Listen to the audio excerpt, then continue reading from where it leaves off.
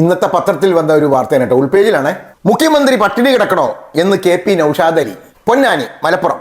മലബാറിലെ വിവിധ പരിപാടികളിൽ പങ്കെടുക്കാനെത്തിയ മുഖ്യമന്ത്രി VD സതീശൻ പൊന്നാനിയിലെ വീട്ടിൽ ഉച്ചഭക്ഷണം കഴിച്ചത് വിവാദമാക്കുന്നവർ മഴക്കാലത്ത് അദ്ദേഹം പട്ടിണി കിടക്കണമെന്നാണോ ഉദ്ദേശിക്കുന്നത്? അദ്ദേഹത്തിന്റെ ചോദ്യമാണ്. KP നൗഷാദ് അലി. അപ്പൊ അതിനൊരു മറുപടി പറയാൻ വേണ്ടി വന്നതാണ്.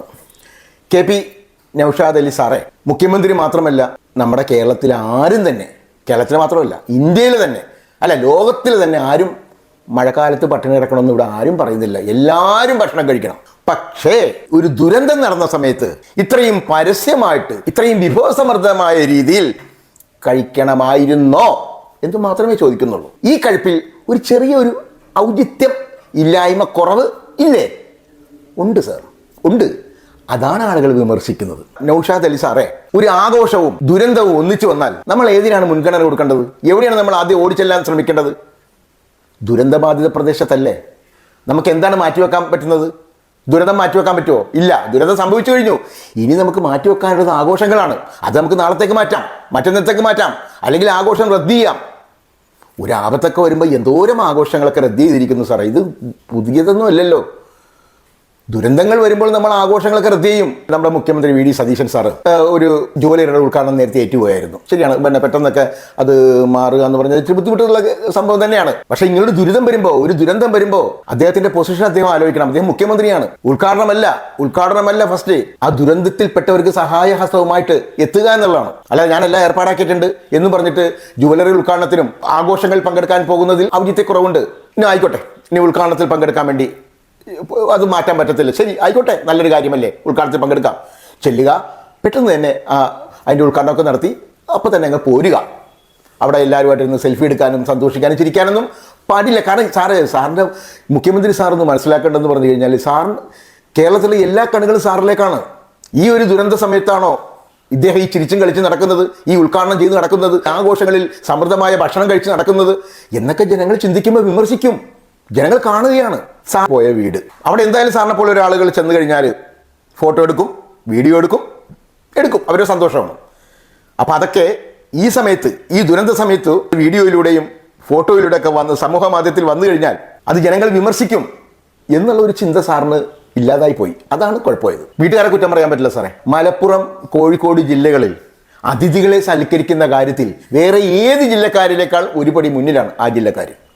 കാരണം ഒരു ബിസ്ക്കറ്റും ചായയും കൊടുത്ത് വിടേണ്ട കേസൊക്കെ അവർ ബിസ്ക്കറ്റും ചായയും കൊടുക്കും, വീണ്ടും ചായ കൊടുക്കും, വീണ്ടും ചോറ് കൊടുക്കും, രാത്രിത്തെ ഭക്ഷണവും കൊടുത്ത് വീട്ടിലേക്കുള്ള പൊതിഞ്ഞും കൂടി കൊടുത്താലാണ് അവർക്ക് സന്തോഷമുള്ളൂ. അത് അവരുടെ സ്നേഹമാണ്. ഞാൻ ചെറിയ ആർട്ടിസ്റ്റാണ്, പ്രോഗ്രാമായിട്ട് ബന്ധപ്പെട്ട് മലപ്പുറം, കോഴിക്കോട്ടൊക്കെ പോകുമ്പോൾ ഞാനൊക്കെ ഒത്തിരി അനുഭവിച്ചിട്ടുള്ളതാണ് ആ സ്നേഹം. അതിഥികളെ സൽക്കരിക്കാൻ ഇതുപോലെ മത്സരിക്കുന്ന ഒരു ജില്ല വേറെ ഉണ്ടാവില്ല. ആ ഒരു ക്രെഡിറ്റ് ഈ രണ്ട് മലപ്പുറം, കോഴിക്കോട് ഭാഗത്തുള്ളൂ. സാധാരണ ഒരു അതിഥിയാണെങ്കിൽ പോലും അവർ എന്തൊക്കെ ഉണ്ടാക്കാവോ അതൊക്കെ ഉണ്ടാക്കി വെക്കും. അപ്പം പിന്നെ മുഖ്യമന്ത്രിയാണ് വരുന്നതെന്ന് പറഞ്ഞാൽ പിന്നെ വല്ല രക്ഷയുണ്ടോ? അവർക്കറിയാവുന്നതും അവർക്കറിയാൻ പാടില്ലാത്തതും പുറത്തുനിന്ന് വാങ്ങിച്ചതും എല്ലാം കൂടിയൊക്കെ അവർ അത് നിരത്തി വെക്കും. കാരണം അവരുടെ സ്നേഹമാണത്. അതിലൊന്നും അവർ ഒരിക്കലും കുറ്റം പറയാൻ പറ്റത്തില്ല. ആ വീട്ടുകാരുടെ സ്നേഹമാണ്. അവർക്ക് പ്രളയം എന്നൊക്കെ പറഞ്ഞ സാധനം ചിലപ്പോൾ അവർ അറിഞ്ഞിട്ട് പോലും ഉണ്ടാവില്ല. അവരുടെ മനസ്സിലേക്ക് ഉള്ളതെന്ന് പറയുമ്പോൾ മുഖ്യമന്ത്രി ഇന്ന് ഭക്ഷണം കഴിക്കാൻ വേണ്ടി വരും, അദ്ദേഹത്തിന് സന്തോഷമായിട്ട് നമ്മൾ ട്രീറ്റ് ചെയ്ത് വിടണം. ആ ഒരു ചിന്തയാണ്. അല്ലാതെ ആ വീട്ടുകാരുടെ കുഴപ്പം കൊണ്ടാണ്, ഈ വീട്ടുകാർക്ക് ഈ സമയത്തൊക്കെയാണോ ഇങ്ങനെ ഭക്ഷണം ഉണ്ടാക്കുന്ന ആളുകൾ തീറ്റിക്കുന്നതെന്ന് നമ്മൾ ഒരിക്കലും പറയാൻ പാടില്ല. അവർ ആ ഒരു സ്നേഹം കാണിച്ചതാണ്. പക്ഷെ നമ്മളാണ് ചിന്തിക്കേണ്ടത്, സാറാണ് ചിന്തിക്കേണ്ടത്. ഈ സമയത്ത് ഇത്ര പബ്ലിക്കായിട്ട് ഇത്രയും സന്തോഷമായിട്ട് ചിരിച്ചും കളിച്ചൊക്കെ ഇങ്ങനെയുള്ള വലിയ ഒരു സദ്യ അല്ലെങ്കിൽ വലിയൊരു വിഭവസമൃദ്ധമായ ഭക്ഷണം കഴിക്കേണ്ട സമയമാണോ ഇതെന്ന് സാറൊന്ന് ചിന്തിച്ചാൽ മതി. അല്ലെങ്കിൽ സാറ് പറയുന്നത് ഈ അവസരത്തിലേ നമുക്ക് ഇങ്ങനെയൊക്കെ കഴിക്കാൻ പറ്റത്തില്ല, കാരണം ഒരു ദുരന്തം നടന്നിരിക്കുകയാണ്, അവിടെ പലരും മരിച്ചു, രാത്രിക്ക് രാമാനം വീടുകളൊക്കെ മുങ്ങിയിട്ട് കൈ കിട്ടിയ സാധനങ്ങളൊക്കെ എടുത്തുകൊണ്ട് വന്ന് ഒരു സൗകര്യമില്ലാത്ത ദുരിതാശ്വാസ ക്യാമ്പിൽ വന്ന് കിടക്കുവാണ്. അവർക്ക് പ്രാഥമിക കാര്യങ്ങൾ പോലും ചെയ്യാൻ ബുദ്ധിമുട്ടുള്ള സ്ഥലങ്ങളിലേക്കാണ് ചിലർ പോയി പെട്ടത്. അവർക്ക് ഒരു തരി വെള്ളം കിട്ടിയിട്ടില്ല കുടിക്കാൻ, ഒരു ഭക്ഷണം കിട്ടിയിട്ടില്ല. ഈ ഒരു അവസ്ഥയാണ്. തുടക്കമായതുകൊണ്ട് ചിലപ്പോൾ അതൊക്കെ പെട്ടെന്നൊന്നും ഉണ്ടാക്കാൻ സാധിച്ചെന്ന് വരികയില്ല. അപ്പം അത്രയും ആളുകൾ അവിടെ വിഷമത്തിൽ കിടക്കുന്ന സമയത്ത് നൗഷാദ് അലി സാറും നമ്മുടെ VD സതീശൻ സാറൊക്കെ ചിന്തിക്കേണ്ടിയിരുന്നത്, അത്രയും പേര് അവിടെ കിടന്ന് കഷ്ടപ്പെടുമ്പോൾ നമ്മളിങ്ങനെ ഇവിടെ ലാവിഷായിട്ട് ഇങ്ങനെ സന്തോഷമായിട്ട് കഴിക്കുമ്പോൾ അതൊരു മോശമാണ്, തെറ്റാണ്.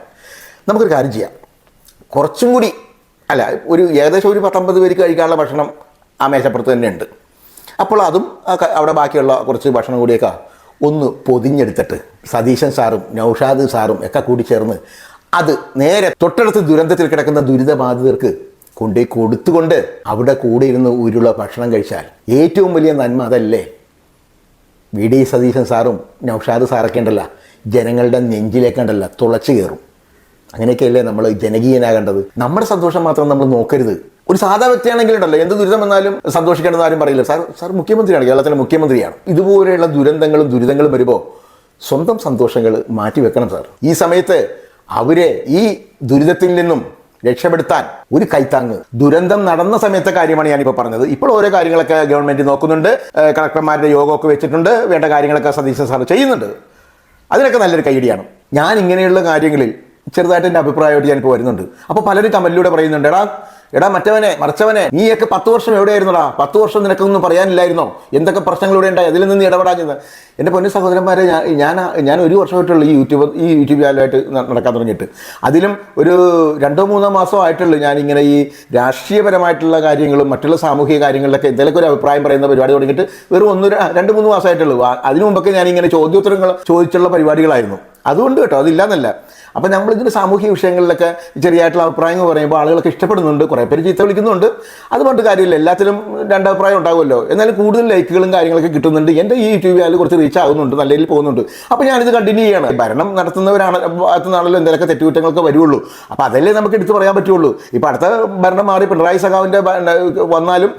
സഖാവിൻ്റെ ഭരണം വന്നാൽ അവരെന്തെങ്കിലുമൊക്കെ തെറ്റുകുറ്റങ്ങൾ വരികയാണെങ്കിൽ ഞാൻ അവരെ വിമർശിക്കും. എനിക്ക് ഇന്ന പാർട്ടിയൊന്നുമില്ല. നമ്മൾക്ക് തെറ്റാണെന്ന് തോന്നുന്ന കാര്യങ്ങൾ നമ്മളത് പറയും. സൗമ്യമായ രീതിയിൽ, മര്യാദ രീതിയിൽ നമ്മൾ സംസാരിക്കും. അല്ല, മോശമായ ഡയലോഗുകളൊന്നും ഞാൻ പറയില്ല. സാമാന്യ മര്യാദ ഉള്ള കാര്യങ്ങൾ നമ്മൾ പറയും. അല്ലാതെ എനിക്ക് പ്രത്യേകിച്ച് പാർട്ടിയോ എനിക്ക് പ്രത്യേകിച്ച് സതീശൻ സാറിനോട് എനിക്ക് വിരോധമോ വൈരാഗ്യമോ ഒന്നുമില്ല. ഞാൻ കാണുന്ന കാര്യങ്ങൾ പറയുന്നത് മാത്രമേ ഉള്ളൂ. അപ്പോൾ ഇനി പരസ്പരം അങ്ങോട്ടേക്ക് പഴിചാരി വിമർശിച്ചെന്ന് നിൽക്കേണ്ട സമയമല്ല.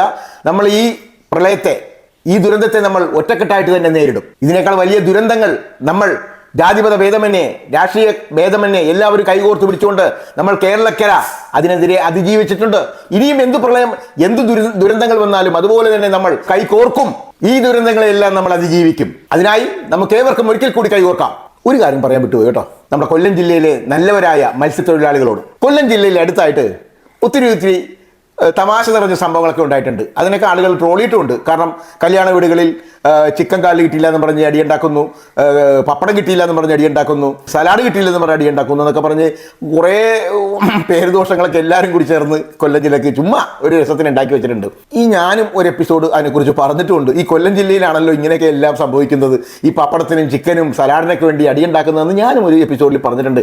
അതിനൊക്കെ ഞാൻ ഇപ്പോൾ ക്ഷമ ചോദിക്കുന്നു. കാരണം എന്താ പറയുക, കേരളത്തിന് എന്തു ദുരന്തം ഉണ്ടാകുമ്പോഴും ഫസ്റ്റ് ഓടിയെത്തുന്നത് നിങ്ങൾ കൊല്ലം ജില്ലക്കാരാണ്. കൊല്ലം ജില്ലയിലെ നല്ലവരായ മത്സ്യത്തൊഴിലാളികളാണ്. ഒരു 10 പൈസ പ്രതിഫലം പോലും ആഗ്രഹിക്കാതെ അവരുടെ കയ്യിലുള്ള വള്ളങ്ങളുമായി അവർ പ്രളയ ദുരന്ത സ്ഥലത്തേക്ക് അവർ പാഞ്ഞെത്തും. അവർ സഹായിക്കും, അവർ പല ജീവനുകളും രക്ഷിക്കും. ഈ ഒരൊറ്റ നന്മ മതി കൊല്ലം ജില്ലക്കാരെ നിങ്ങൾ കേരളത്തിലെ ഏറ്റവും നമ്പർ 1 ജില്ലയായി മാറാൻ. ഇപ്പോൾ നിങ്ങൾ എല്ലാ ജില്ലക്കാരുടെയും നെറുകയിലാണ് നന്മ ചെയ്യുന്നതിൽ. അപ്പോൾ എല്ലാ കൊല്ലം ജില്ലക്കാർക്കും ഈ ഒരു നന്മ പ്രവർത്തനത്തിന് മുന്നിട്ടിറങ്ങുന്നതിൽ ബിഗ് സല്യൂട്ട്.